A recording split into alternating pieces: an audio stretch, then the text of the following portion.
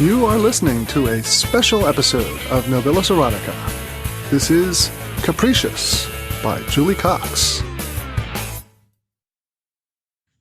Chapter 50. A cedar trunk in the hayloft held old cotton quilts, their patterns long faded, their batting poking out of frayed seams and edging. The antique and heirloom quilts were safe in the house. These were the quilts of picnics in the pasture, forts in the tack room, and makeshift pallets in the alley outside a sick animal's stall. It was one of those old quilts that Sally flung over the loose hay when she took Luke up to the loft in the barn. Sally touched him slowly and deliberately, tracing her fingers over him as if she were drawing him, bringing every inch of him to life. He pulled her t-shirt off of her, his breath catching a little at the lavender lace bra she wore. She straddled him and pulled him up to a sitting position so she could divest him of his own dark blue t-shirt. He felt his skin turn to goose flesh in the newly chill air. The hair on his neck and arms stood on end. There was electricity in the air, and some of it was the fluttering fingers of Sally's lustful sexual energy, feeling him out, finding its way into him. The wind found its way through the cracks in the walls, and it smelled like rain. "Storm's coming," he said, tracing the backs of his nails up her arms. "Oh," she said, "there is." He pressed his lips against her sternum, kissing his way up her chest. "Your storm?" "Hell yeah." There was a light in her eye that was unfamiliar to him, avian and predatory.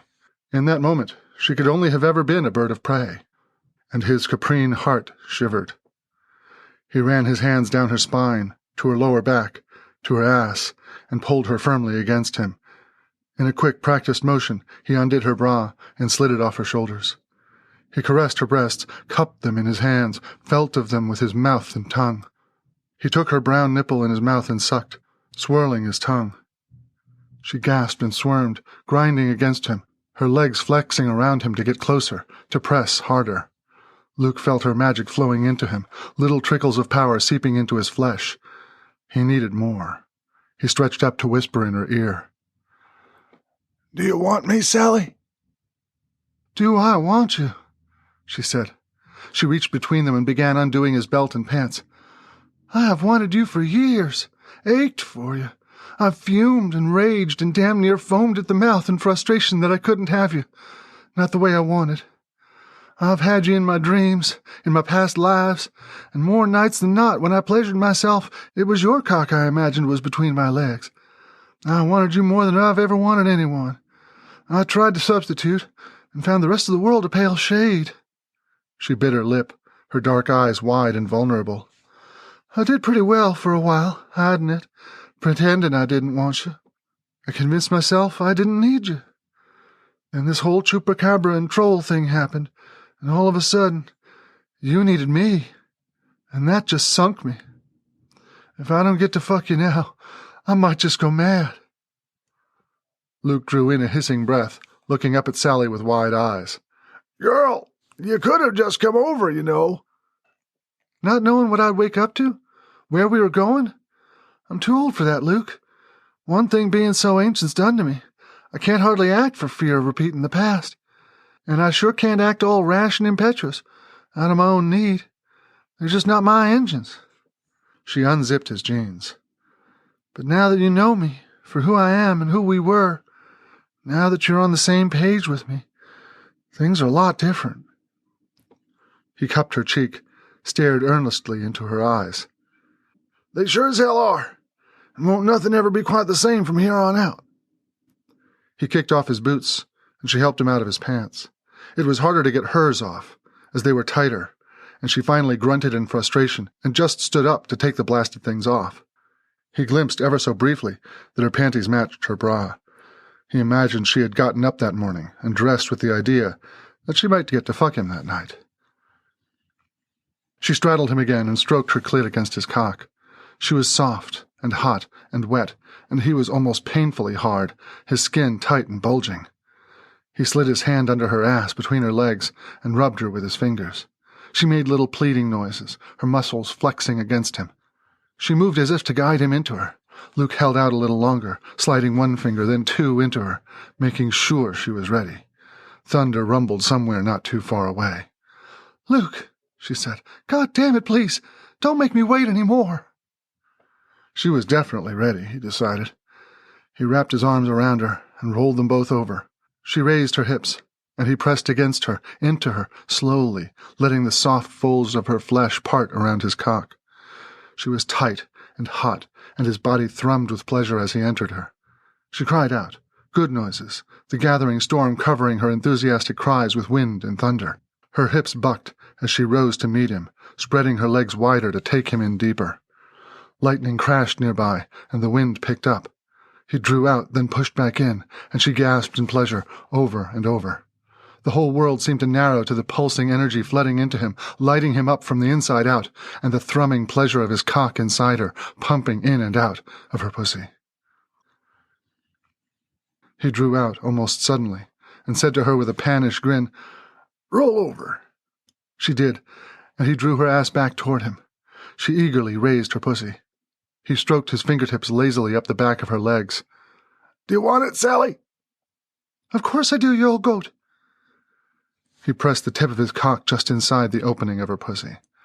"How much do you want me?" "Lots. Crazy lots. For years. Please, pretty satyr boy, please."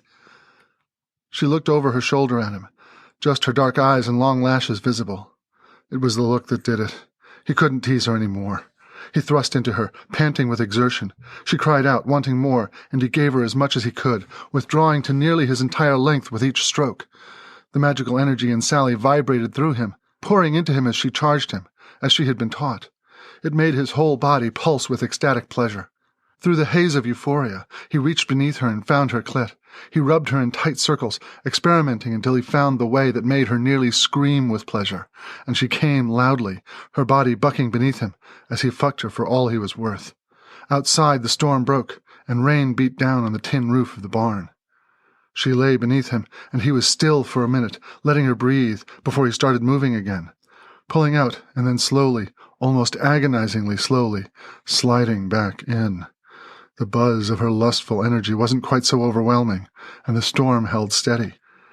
As she stirred beneath him, he purred in her ear, "We'd better put a condom on." She made an unhappy noise and squirmed. "Do we have to?" He rolled his hips and nibbled her shoulder. "Only if you don't want a baby in 9 months. I hear tell this activity can lead to babies." She smiled over her shoulder at him. "Babies aren't so bad." She rolled over and pulled him down between her legs again. He protested at being drawn out, and shuddered at the pleasure of entering her again. "Personally, I think we'd make damn pretty kids, all dark hair and old souls and snarky attitudes." He began to speed up, turned on by the idea of Sally, pregnant, Sally with a little round tummy, gradually growing bigger. For a moment, all he heard was her breath, in and out, her rapid heartbeat. Then, "I want you to be the father of my babies." Luke made a low, keening noise, his body shuddering from head to toe. A magical surge of energy thrust into him like a sword through his chest, and he rode it by increasing the speed and power of his strokes as he fucked Sally. He felt dizzy, almost cross-eyed at the intensity of the magic she poured into him. The howling wind and rain of the storm outside didn't even register anymore. He almost couldn't speak as he raised his lips to her ear. "Sally, I love you. I want you to be my family." She breathed out like she'd been holding onto her breath for years. "Then keep going." So he did. Nothing between them at all. He fucked her now with greater intent, their bodies fusing. She sat up, pushed him over, rolled on top of him. She grabbed his horns and held him down on the quilt in the hay, and began riding him up and down, pleasuring herself upon his cock, which was stiff as a spear. She swirled her hips, changed her rhythm, and watched while Luke's eyes went in and out of focus as she charged him with all the sexual energy she could muster. This time when she came, Luke came with her, both of them crying out as their bodies shuddered around their thrusting cores. She rode him as he spent himself in her, grinding her clit against him, and faintly, in the back of his mind, was the idea that even now, or at least very shortly, she might be pregnant. By him, carrying his child. Theirs together. The idea flooded him with joy. You have been listening to Capricious by Julie Cox. Narrated by Nobilis Reed. This file is released under a Creative Commons Attribution No Derivatives license. Thank you for listening.